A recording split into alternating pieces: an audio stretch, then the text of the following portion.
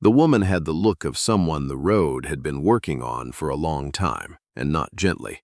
That was the first thing Nolan Fitch noticed when he came out of the feed barn and saw her standing at the gate of the Copperhead Creek property, one hand resting on the post, the other holding a canvas bag that had been mended so many times the original fabric was more patch than cloth.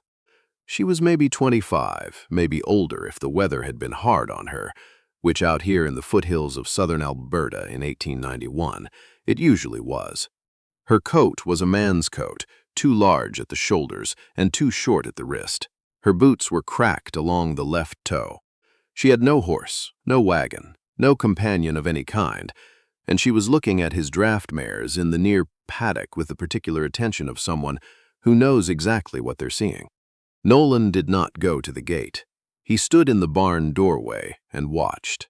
Behind him, in the kitchen of the house, his mother Vera Fitch was making bread, which she did every Tuesday without variation, and his father Emmett was at the table going over the accounts, with the reading spectacles he refused to admit he needed. They had run this property for 34 years, Emmett and Vera, through drought and flood and 2 devastating winters and the death of one child and the quiet departure of another who wrote letters from Vancouver that grew shorter every year. They had built something real here, Copperhead Creek, 320 acres of river bottom and benchland at the foot of the Porcupine Hills, enough pasture for 50 head of cattle and a remuda of 12 horses that Emmett had spent 20 years breeding toward one specific quality, the ability to work all day without drama. He sold them to ranchers from Pincher Creek to Nanton. It had been enough. For a long time it had been enough. It was not enough anymore. The remuda needed work Emmett's knees no longer allowed him to give it. Nolan did what he could, but Nolan ran cattle and was honest enough with himself to know that his father's gift with horses had not fully passed to him. The horses knew it too. The woman at the gate had not moved. Nolan walked over. Up close, she was younger than the coat suggested.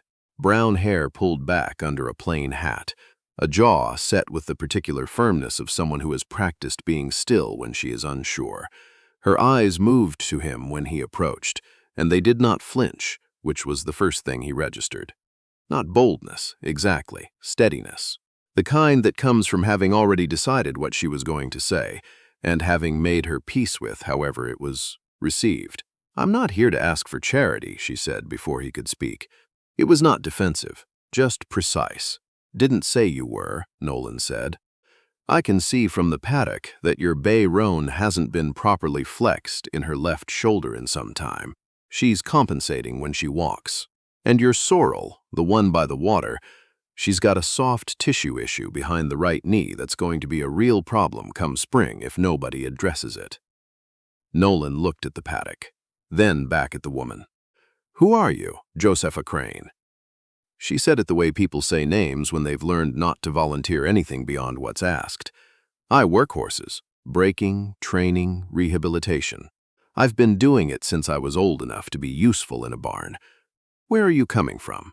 "Lethbridge, most recently. And before that," a pause. Not evasive, just careful, further east. Nolan looked at the bag in her hand, at the coat, at the boots. "You're on foot." "My horse went lame outside Clarisholm. I sold him to a farmer who had pasture and time and no need for him to travel. It was the right thing for the horse." She said this without self-pity, as though it were simply a logistical fact. "I've been walking since Wednesday. This was Saturday." Nolan looked at her for a long moment. Then he looked at the bay roan who was, in fact, walking slightly off on her left shoulder. He had been telling himself it was nothing for 2 weeks. "Wait here," he said, and went to tell his parents. His mother came to the window before he finished speaking. His father set down his pencil. They had the conversation that 34 years of marriage makes possible in a few seconds of eye contact and 1 or 2 words, the kind of conversation that looks like nothing from the outside and decides everything. "Bring her in," Vera said. "Vera, Emmett, bring her in." His father's expression said several things. It said that they had given chances to drifters before and been burned. It said that his hips hurt and he was tired, and he did not have patience this week for complications. It said that the last person they'd taken on, 3 summers ago, had left in the night with a bridle and their good halter rope and a bag of oats. It said no, and then Vera said, "Her hands." Emmett looked at her. "You look at a person's hands," Vera said. "You always have." He was quiet for a moment. Then he said, "Bring her in." Josepha Crane came into the kitchen with her hat in her hands and stood near the door, not further. She looked at Emmett's accounts on the table without meaning to, and then looked away. She looked at the bread on the counter. Her expression did not change, but something in the set of her shoulders shifted very slightly in the direction of a person who has been moving a long time and has just encountered the smell of something warm and fixed. "Sit down," Vera said. "Not a question." Josepha sat. She ate the bowl of soup Vera put in front of her with the deliberate pace of someone making themselves slow down. She answered questions honestly. She was 27. She had been working with horses since she was 12, first with her father, who had trained cutting horses in Manitoba, and then on her own after he passed. She had worked ranches from Souris to Medicine Hat. She had a way with horses that was difficult to describe but easier to see, she said, if they wanted to give her an hour in the paddock. "Why Lethbridge?" Emmett asked. She looked at her hands. There was a situation there. "I left it." "What kind of situation?" "The kind that doesn't follow a person if they don't look back." Emmett's eyes moved to Nolan. Nolan gave a slight shrug. He didn't know what it meant either. "What do you want?" Emmett asked. "A place to work. Room and board, and whatever you think is fair for wages, which I'll leave to your judgment after you've seen what I can do." She looked up. "I'm not asking you to trust me before you've seen my work. I'm asking you to let me show you the work first." Vera set down her teacup. "That bay roan in the paddock, left shoulder. She's been favoring it for at least 3 weeks. Muscle tension through the trapezius. It's fixable, but it'll take time and patience, and pushing her before it's right will set her back worse." She paused. "I noticed the sorrel, too, behind the right knee. Soft tissue, not bone, but she needs rest and specific handling, or she'll be lame by April." A silence. Emmett took off his reading spectacles and set them on the ledger. He looked at this woman for a long time with the deliberate attention of a person who has been reading animals and people for the better part of 7 decades and knows the difference between someone performing confidence and someone who simply has it. "Barn loft's empty," he said finally. "It's cold. I've slept colder. Supper's at 6:30. We don't keep later than 9 weeknights. I keep earlier than that generally." Vera almost smiled. Nolan watched Josepha walk back across the yard toward the paddock. She went to the fence rail and stood there for a long moment, just looking at the horses, not moving, not making a sound, the way you stand in a room when you want to understand it before you touch anything. Then she climbed through the rail and walked slowly into the paddock, and the horses, 12 horses that were not particularly easy with strangers, shifted, reassessed, and went still. The bay roan walked toward her. Nolan went back inside. "I know," his father said from the table without looking up. "I didn't say anything. You didn't have to." In the weeks that followed, Josepha Crane proved the kind of useful that doesn't announce itself.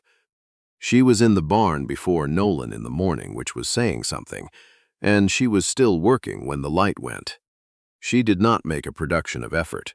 She simply applied herself to what needed doing, in the order it needed doing, with a thoroughness that Emmett noticed and said nothing about, which was how Emmett expressed approval.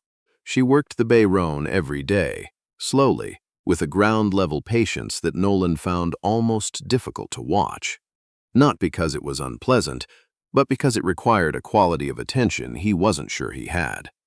She never pushed the horse past where the horse wanted to go.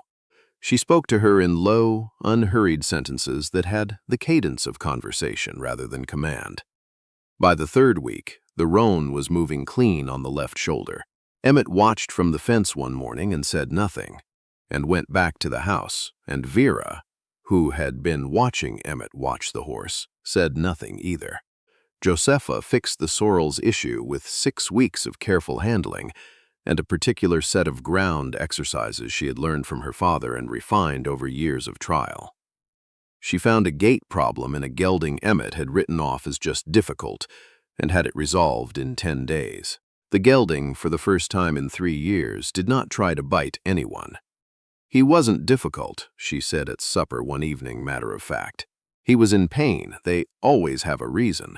Emmett set down his fork. All of them? Everyone I've ever met.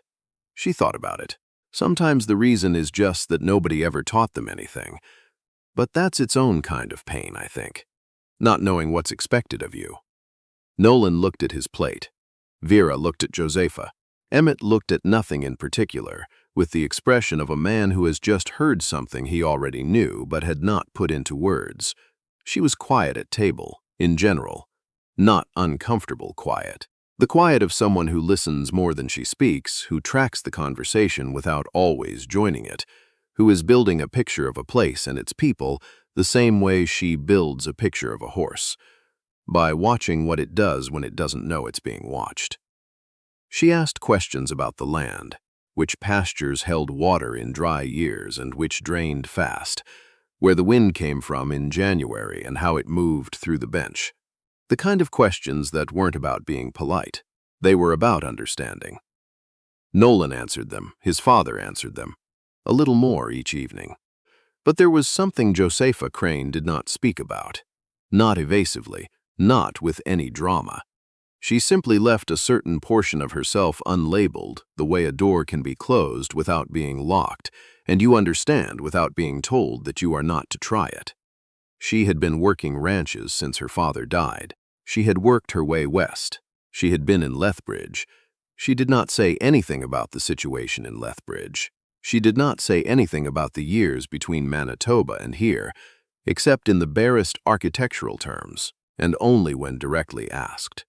There was something there, something that had happened, something that had set a woman with this much skill walking up a gravel road in October with a mended bag and someone else's coat. Vera thought about this and did not ask. Not yet. The asking came in November, on an evening when the first real cold had arrived and locked the mud solid and turned the windows opaque with frost by supper time. Nolan was in town. Emmett had gone to bed early, which he did now more than he used to, and Vera and Josepha were alone by the kitchen stove with tea, the particular intimacy of a house when it has settled for the night. Vera said, "Josepha, what happened in Lethbridge?" It was not a question. It was the kind of statement that leaves room for an answer, sir. Josepha held her cup with both hands and looked at the stove for a long moment. When she spoke, her voice was the same as always, level and clear, but something around her eyes was different, carefully different, like a window with the blind pulled down, not locked, just drawn. "I was working for a man named Deacon. Stockman, he called himself, though what he actually ran was a horse trading operation that was not always careful about where the horses came from." She paused. "I didn't know that when I started. When I figured it out, I left. That's all." Josepha was quiet. "He didn't want me to leave. He told me I owed him for the work he'd given me. He had a way of saying things that made them sound like facts even when they weren't." She stopped. "I left anyway, in the night. It wasn't easy." The fire moved in the stove. "Did he follow you?" "He sent someone as far as Fort Macleod. I didn't stop moving until I was past Claresholm." Vera set down her cup. "He sounds like a man who's used to people not leaving. He is. And now?" Josepha looked up. "And now I'm here." She said it simply, without drama, the way you state an arithmetic fact. "And I'd like to stay if there's still work, and if I've been useful enough to warrant it. And if he comes here." She stopped. "I don't think he will. I'm not worth the trouble at this distance. But I wanted you to know. You should know." Vera looked at her. Josepha met her eyes without looking away, without softening anything. "Thank you for telling me," Vera said. She refilled both cups and picked up her mending, and the matter was set aside for the night, though not forgotten. The way you put a piece of work down, not because it's finished, but because the light is gone. Vera told Emmett the next morning. Emmett said, "I know." Vera said, "How do you know?" "The way she watches the road," Emmett said. "The way she always knows where the door is." Vera nodded. They had known people like that before. People who had learned to keep one eye on exits. It was not distrust she felt toward Josepha. It was something more like recognition. The man came in December. He did not come alone. He came with a younger man who sat his horse with the loose, manufactured ease of someone hired to look unconcerned, and together they rode into the yard on a Thursday morning when the temperature had not climbed above -12 and the ground was iron. Emmett saw them from the barn. Nolan was fixing harness inside and did not see them until his father appeared in the doorway and said, quietly, "Nolan, stay here for a moment," which was a thing his father had not said to him since he was 15. Josepha was in the round pen with a young gelding. She saw them before they reached the gate. Nolan saw her see them. He saw what happened to her body. The stillness that moved through her from the feet up, the particular stillness of an animal that has identified a specific sound and is deciding what to do about it. She finished what she was doing with the gelding, brought him to the rail, unfastened her lead, put the gelding through the gate with a quiet click of her tongue. Then she walked to the yard. Nolan stepped out of the barn behind her. The man at the gate was broad, well-dressed for the weather, with a red face that had the permanent high color of a man who drinks steadily but not visibly. He looked at Josepha the way a person looks at something they have temporarily misplaced and are now retrieving. "Josepha," he said. Not a greeting, a statement of possession. "Mr. Deacon." Her voice was exactly the same as when she talked about feed rotation and hoof care. "You've come a long way. You took something that belonged to me when you left. I took my own tools and the wages you owed me for the last 6 weeks." She stopped at the fence rail, not at the gate, at the rail inside the property line. "I have a record of what I was owed. I kept it." Deacon's jaw tightened. "We have an arrangement. We had an employment agreement that you violated repeatedly. We no longer have an arrangement of any kind." The younger man shifted his horse, not aggressively, just to remind the room he existed. Nolan had positioned himself 12 feet to Josepha's right, without quite meaning to, the way you step towards something that needs steadying, without deciding to. He had not brought anything from the barn. He didn't think he needed to. He thought he would know if that changed. Emmett Fitch came out of the barn and walked across the yard. He walked the way he had always walked, slowly without hurry, with the particular unhurriedness of a man who has owned this particular ground for 34 years and has no reason to be rushed on it. He stopped beside Josepha. He looked at Deacon for a long moment. "Help you?" Emmett said. Deacon looked at him, assessed him, saw a man in his 60s with a pronounced limp and no visible weapon. "I have business with your hired woman. Josepha handles horses here," Emmett said. "She's been doing it since October. She does it very well. She's not your hired anything." He paused. "If you have a legal claim of some kind, you're welcome to write it down and take it to the magistrate in Clarisholm. His name is Forsyth. I've known him for 20 years. He's a fair man." A silence.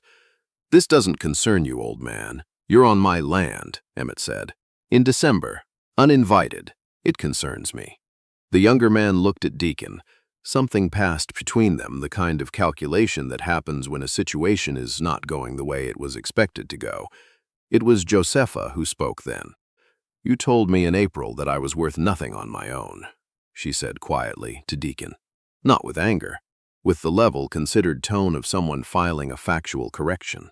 "You told me I'd have no work and no reference and no future if I left your operation, because nobody would take a woman's word over yours." She looked at him steadily. "I'd like you to see where I am." She said it without triumph, without heat. She said it the way she said everything, directly and without ornamentation, and it landed the way direct true things land quietly and hard. Deacon looked at the yard, at the house, at Emmett and at Nolan and at Josepha, who was standing in the cold December air, with her hands easy at her sides and her eyes on him without flinching. He looked at the round pen where the gelding Josepha had been working, stood at the rail with his ears forward and his head turned toward her, waiting. Deacon turned his horse. The younger man followed without a word, Nolan watched them go down the road until they were out of sight among the bare cottonwoods. He let out a breath he had not known he was holding. When he turned back, Emmett was walking toward the house, and Josepha was standing where she had been standing, watching the road for a long moment before she turned back toward the round pen. "Josepha," Nolan said. She stopped. "Are you all right?" She considered the question with the seriousness she gave all questions.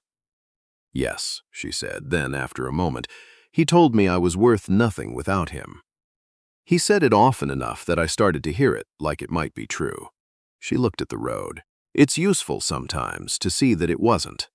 That evening, Vera opened the good tea. Not the everyday tea, the good tin from the back shelf that had come up from Calgary and appeared on notable occasions. She set 4 cups on the table. She put out the shortbread she'd been saving since before Christmas. She sat down. Emmett sat down. Nolan sat down. Josepha sat down last with the careful deliberateness of someone who is not entirely certain of the chair. They drank their tea. They talked about the gelding's progress. They talked about the horses Emmett planned to sell in the spring and what price he expected and what he thought the market would bear. Josepha offered observations that were specific and practical, and, Emmett noted without noting, exactly correct. At some point in the evening, Emmett said, "I've been thinking about the spring." The table waited. "I've got 6 horses to condition and sell by May. I've got 2 that need rehabilitation work I can't give them. I've got a remuda that is better right now than it has been in 10 years. He looked at his cup. "That is directly the result of someone who knows what she's doing." He set the cup down. "I'm not getting younger. Nolan runs the cattle. The horses need someone who can run them." Josepha was still. "I'm not talking about wages," Emmett said. "I want to draw up an agreement in the spring with the lawyer in Clarisholm. A formal partnership for the horse operation. A percentage, ownership, not employment." The room was quiet. "Why?" Josepha said. Emmett looked at her. "Because you're good. Because when that man came into my yard today, you stood your ground and you told the truth, and you didn't say a single thing you didn't mean." He paused. "And because these horses have not been right in years, and in 2 months you have made them right, and I know what that means, and I am not going to pretend I don't." Josepha looked at the table. Her eyes, when she raised them, were bright. She did not hide it. She let it be there the way an honest person lets a true thing sit. "I'll earn it," she said. "I know," Emmett said. "That's why I'm asking." Vera poured more tea.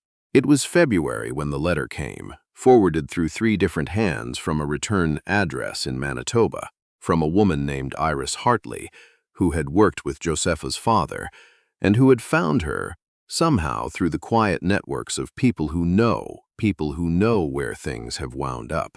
Josepha read the letter twice at the kitchen table, then folded it and put it in her coat pocket. Vera did not ask what it said. The next morning, Josepha asked Nolan in passing if he knew how long a letter took to get to Winnipeg. He said he'd find out. She sat with it for a week. Then she wrote back. She was at the fence rail of the south pasture one afternoon in March, when the first Chinook came down off the mountains, that particular Alberta warmth that arrives like a rumor in February and arrives for real in March, and makes the snow think twice. Josepha was watching the horses move through the softened field with the loose, unhurried motion of animals who have stopped bracing against the cold. Nolan came to stand at the fence beside her. "She wrote back," Josepha said. She was still looking at the horses. "The woman in Manitoba. Is it good news?" "I don't know yet. It might be." She was quiet for a moment. "She says there are people there who knew my father, who knew the work he did. She says," she stopped. "She says that what happened to his operation after he died was not my fault, that there were circumstances I didn't know about." She paused again. "I've been carrying that a long time." Nolan said nothing. He didn't think she needed him to say anything. Below them, the horses were drifting toward the water trough at the far end of the pasture, and the bay roan moved among them clean and easy on both shoulders, exactly as she should. "My father used to say," Josepha said, "that horses know where they belong before people do. That a horse will tell you, if you pay attention, when it's found the right place." She watched the roan. I used to think he meant it literally. And now, she considered this. Now I think he might have been talking about people too. He did that sometimes. Said things about horses that were actually about everything else. The Chinook moved through the bare branches of the cottonwoods along the creek and came up the pasture in a long, warm wave, and the horses lifted their heads in it, and Josepha Crane stood at the fence of Copperhead Creek and did not feel the need to calculate how quickly she could reach the road. You don't always recognize the moment when the moving stops. Sometimes you only know it when you notice that you've stopped looking for the door.